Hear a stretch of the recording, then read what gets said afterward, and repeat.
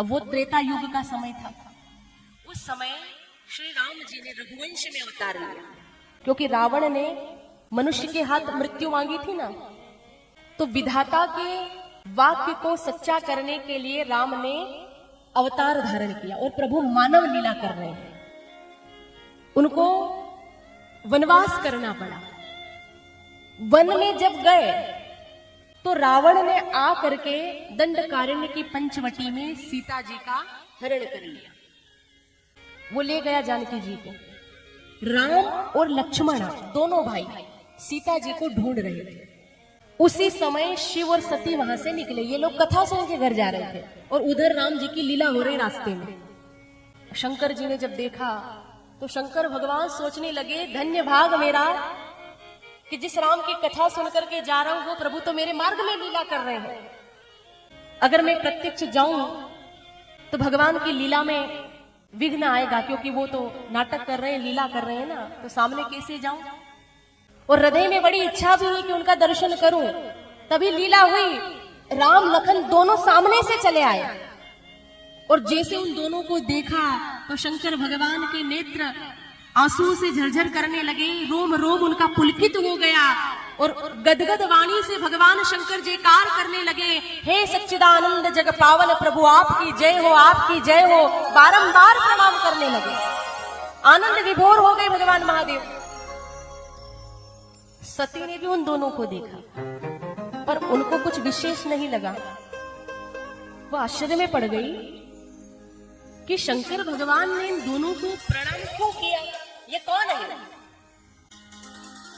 देखो, दोनों एक ही ऋषि के आश्रम पर गए थे कथा सुनने के लिए। एक ही ऋषि से कथा सुनी और दोनों को एक साथ राम दर्शन हुआ।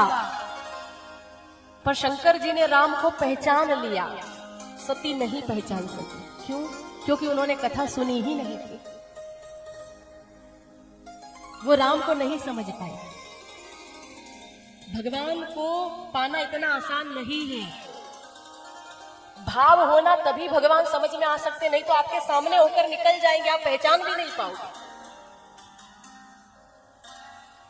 भगवान श्री कृष्ण, धृतराष्ट्र, दुर्योधन इन सबके सामने ही तो रहते थे, लेकिन नहीं पा सके। वो समझ ही नहीं पाए क्योंकि उनमें वो भाव ही नहीं था, जबकि आंखों के सामने है भगवान। भगवान को समझने के लिए भाव की जरूरत होती है, प्रेम की आवश्यकता होती है। आप भले कितने भी बड़े विद्वान क्यों न हो, कितनी भी आप में विद्वता हो, ज्ञान भरा पड़ा हो, लेकिन अगर आपके अंदर भाव नहीं है तो आप भगवान को कभी नहीं समझ पाओगे।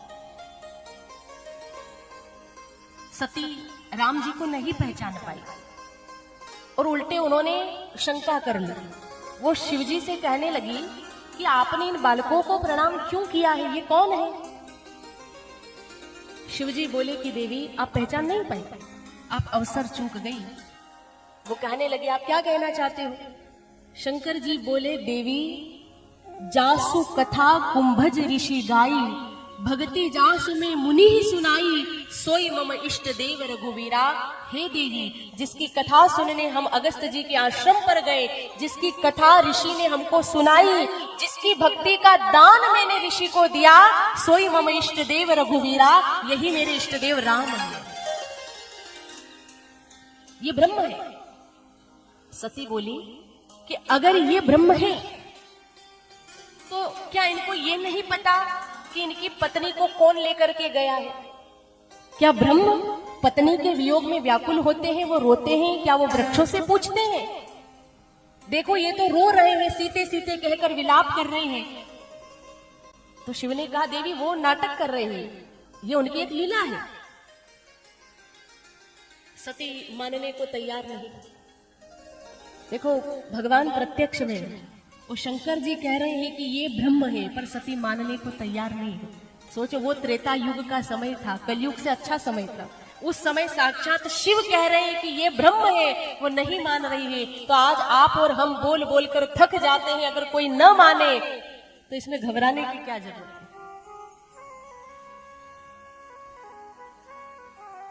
है। वैसे कहा गया है कि सबको समझाया जा सकता है, पर 3 लोगों को समझाना बहुत मुश्किल है।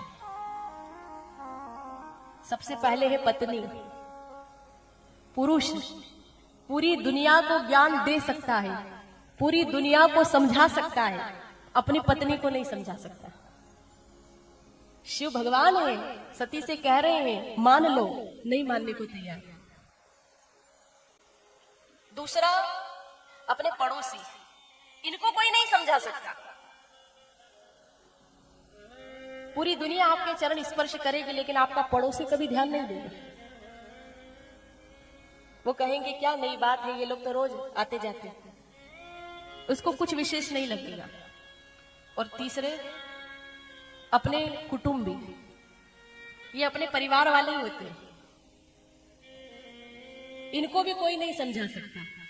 सब आपकी वंदना करेंगे लेकिन कुटुंबी जन ये कहेंगे कि आप लोग अंदर की बात नहीं जानते हो ना, इसीलिए चरण स्पर्श करते हो, अंदर का भेद तो हम लोग जानते हैं। तो सबको समझाया जा सकता है पर पत्नी, पड़ोसी और परिवार, इनको समझाना बहुत मुश्किल है। जब सती जी नहीं मानी तो शंकर जी बोले ठीक है, आपको अगर मेरी बात पर भरोसा नहीं है तो जाओ, राम जी ज्यादा दूर तो गए नहीं है, परीक्षा ले लो। जो तुम्हारे मन अति संदेहु तो किन जाई परीक्षा ले लो, जाओ परीक्षा ले लो।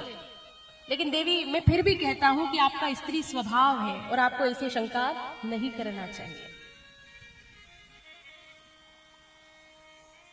सती से कह दिया अपने ढंग से आप देख लो। सती जी भी तैयार हो गई परीक्षा करने को। शिव बोले आप जाओ, मैं यहाँ बैठा हूं बड़ के पेड़ के नीचे, जब तक आओगी ना तब तक यही बैठा रहूंगा। शंकर जी मन में विचार कर रहे हैं कि मेरे समझाने के बाद भी, मेरे कहने के बाद भी अगर ये मानने को तैयार नहीं है तो अब इनका कल्याण नहीं होगा।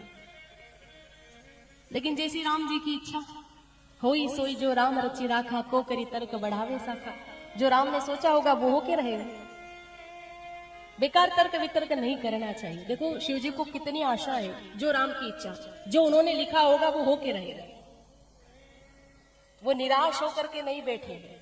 हम लोग भी ये बात कह देते हैं पर हम कब बोलते हैं, हर प्रकार से जब निराशा हाथ लगती है ना तब जाके हम लोग ये बात बोलते हैं। हम खूब पहले प्रयास कर लेंगे, जब काम नहीं बनेगा ना तब जाकर हम लोग बोलते हैं कि अब जैसे राम जी की इच्छा, जो उनकी इच्छा हो, जो उन्होंने सोचा होगा वो होकर के रहेगा। हम कई सारी तैयारियां करके बैठे होते हैं लेकिन अंत में होता वही है ना जो भगवान ने सोचा होता है। ये संसार उनका बनाया है, हम सब तो कठपुतली की तरह है। वो जैसे जैसे नचाए वैसे वैसे हम लोग नाचते रहते हैं। इसीलिए पहले ही समर्पण कर देना चाहिए कि हे प्रभु हम जैसे हैं आपके ही हैं, मैं जैसो तैसो तेरो, हे हरि मैं जैसा भी हो, भला बुरा कैसा भी मैं आपका ही हूं। और आप अपने चरणों से मुझे कभी दूर मत जाने देना, आप अपने श्री चरणों में मुझको रखना। आपकी जैसी इच्छा हो, जैसे नचाना चाहते हो वैसे नचाना, वैसे भी जो उनकी इच्छा होगी, जो वो चाहते वही होगा। तो हम ये समर्पण पहले ही कर दें। तेरी मर्जी का मैं हूँ गुलाम, तेरी मर्जी का मैं हूँ गुलाम, मेरे अलबेले राम। तेरी मर्जी का मैं हूँ गुलाम, मेरे अलबेले राम। तेरी मर्जी का मैं हूँ गुलाम, मेरे अलबेले राम। तेरी मर्जी का मैं हूँ गुलाम, मेरे अलबेले राम।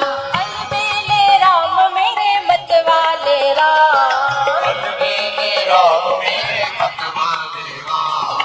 अलबेले राम मेरे मत वाले राम।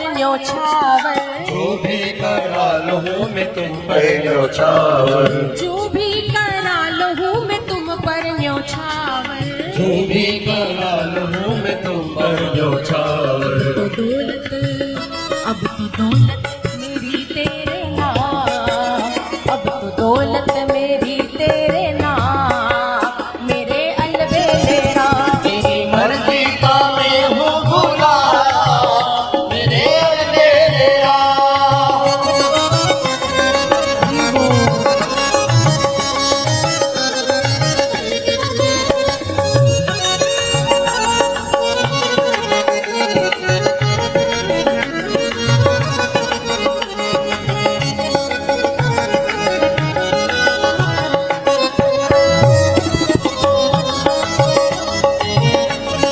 जय श्री राम।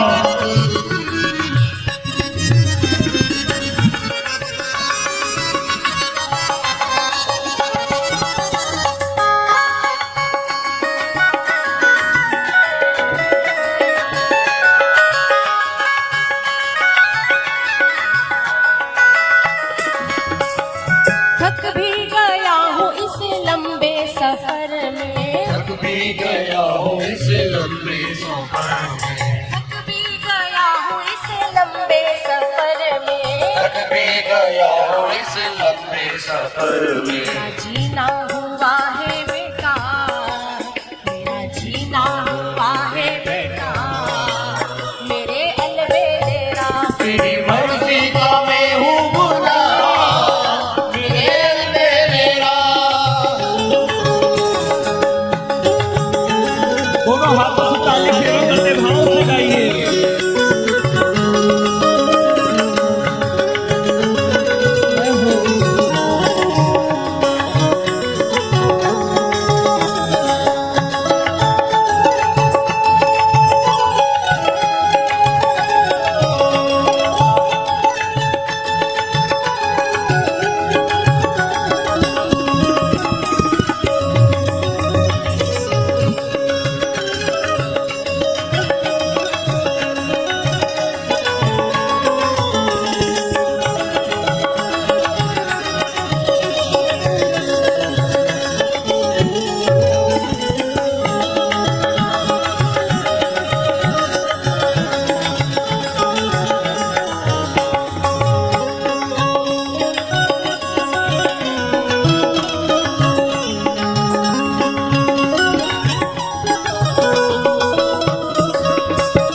तेरी रजा में अब कर ली है राजी, तेरी रजा में अब कर ली है राजी, तेरी रजा में अब कर ली है राजी, तेरी रजा में अब कर ली है राजी। हमें दे दो, हमें दे दो सजाया इनाम, हमें दे दो सजाया इनाम, मेरे अलबेले राम। तेरी मर्जी का मैं हूँ गुलाम, मेरे अलबेले राम। तेरी मर्जी का मैं हूँ गुलाम, मेरे अलबेले राम। तेरी मर्जी का मैं हूँ गुलाम, मेरे अलबेले राम। मेरे मत वाले राम, मेरे मत वाले राम, मेरे अलबेले राम, मेरे अलबेले राम, मेरे मत वाले राम, मेरे मत वाले राम।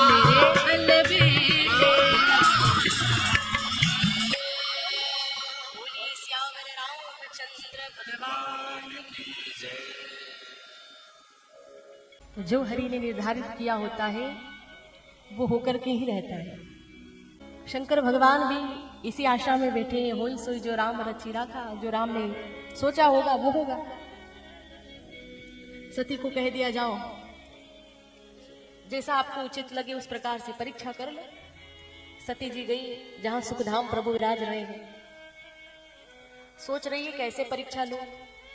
बहुत विचारने के बाद उन्होंने सीता का रूप लिया, ये सोच के कि सीता जी का अपहरण हो गया है तो मैं सीता बन के जाऊं।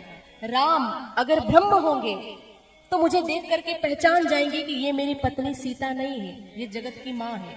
और अगर साधारण मनुष्य होंगे तो मुझे देख के खुश हो जाएंगे, प्रसन्न हो जाएंगे। तो वो सीता का रूप लेकर के गई। आगे आगे राम जी, पीछे पीछे लखन जी जा रहे हैं। लखन अचानक से पीछे की ओर मुड़े, और जैसे पीछे मुड़े तो उन्होंने देखा कि सती माता आई है सीता का रूप लेकर। वो विचार में पड़ गई कि जगत की माता सीता बनकर क्यों आई है। विचारिए, राम के चरण की सेवा करने वाले लक्ष्मण जी अगर पहचान गए हैं तो क्या ये बात राम से छिपी रहेगी? जीव कोशिश तो करता है भगवान से पर्दा करने की कि मैं कपट कर दूं, लेकिन कैसे छिपा सकता है? वो तो सर्व अंतर्यामी है। लोग भगवान को धोखा देते हैं, भगवान को छलने की कोशिश करते हैं, लेकिन उनको कोई छल कैसे सकता है? ये धोखा तुम अपने आप को दे रहे हो।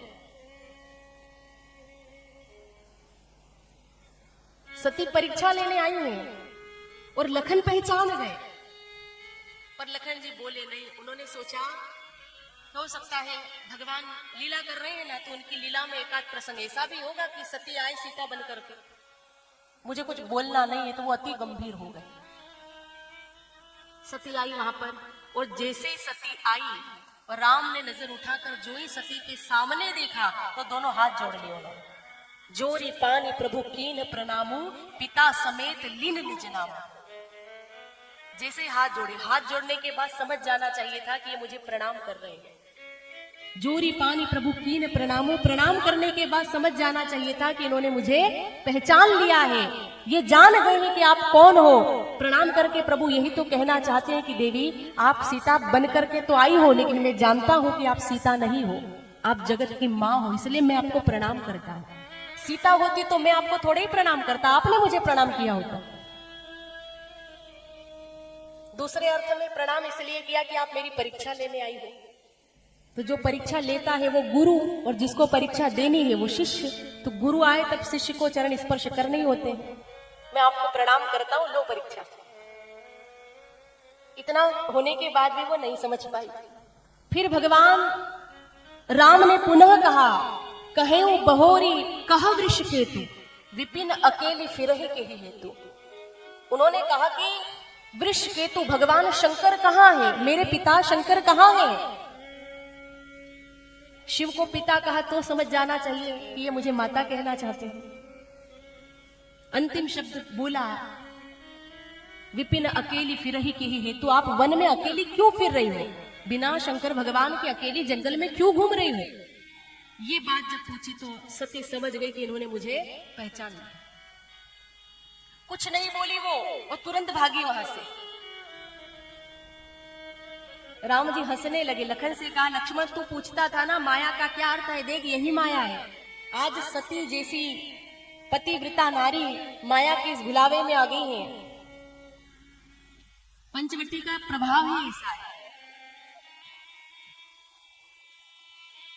रावण जब जानकी जी का अपहरण करने आया था तो क्रोध में आकर के सीता मैया ने भी लखन जी को मर्म वचन सुना दिए थे, तभी तो उनको सीता जी को अकेले छोड़ के जाना पड़ा राम की मदद के लिए, और अवसर पा करके रावण ने अपहरण कर लिया। आज सती भ्रम में पड़ गई। राम को लगा कि सती को अपना ऐश्वर्य दिखाना पड़ेगा, नहीं तो ये हमेशा शंका करेगी। तो राम ने लीला करी। सती जिस रास्ते से जा रही थी उस रास्ते पर सामने से राम, लक्ष्मण और जानकी तीनों चले आ रहे थे। उन्होंने देखा तो वो कहने लगी कि अरे राम लखन तो पीछे हैं और सीता को कोई ले गया, तो ये तीनों सामने से कैसे चले आ रहे हैं। पीछे पलट के देखा तो पीछे भी तीनों। अब तो वो जहां दृष्टि डाले वहां तीनों नजर आते, राम लखन जानकी, जहां देखे वहां तीनों दिखे। उनको चक्कर आने लगे, रास्ते में आंख बंद करके बैठ गए। तन की कोई सुधी नहीं रही, नयन मूंदी बैठी मगमाही, मार्ग में बैठ गए आंख बंद करके। थोड़ी देर बाद जब आंख खोल करके देखा तो सारा ऐश्वर्य अदृश्य हो गया। उन्होंने सीता का रूप त्यागा, अपना मूल रूप लिया और शंकर भगवान के पास आई। बड़ी चिंता है मन में, चिंता इस बात की कि मैं जा करके शंकर जी से क्या कहूंगी। उन्होंने तो पहले कह दिया था, दूसरा तो कुछ नहीं, लेकिन शंकर जी पूछेंगे तो मैं कहूंगी क्या। बड़ी चिंता है मन में, मैं शंकर कहा ना माना, निज अज्ञानो राम पर आना। मैंने शिव की बात नहीं मानी, अब क्या होगा।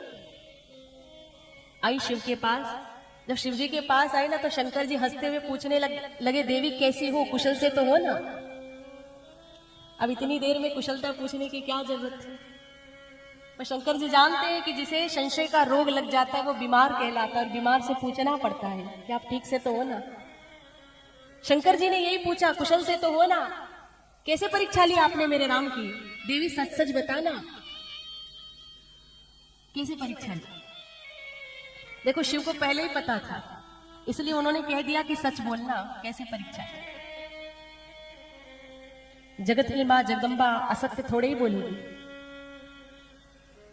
पर महाराज जब शिव ने ये बात पूछी ना कि आपने कैसे परीक्षा ली, तो सती ने ये कह दिया कि कछु ना परीक्षा लीनी गोसाई, कीन्ह प्रणाम तुम्हारी ही नाई। मैंने कोई परीक्षा नहीं ली, आप ही की भांति मैंने प्रणाम किया।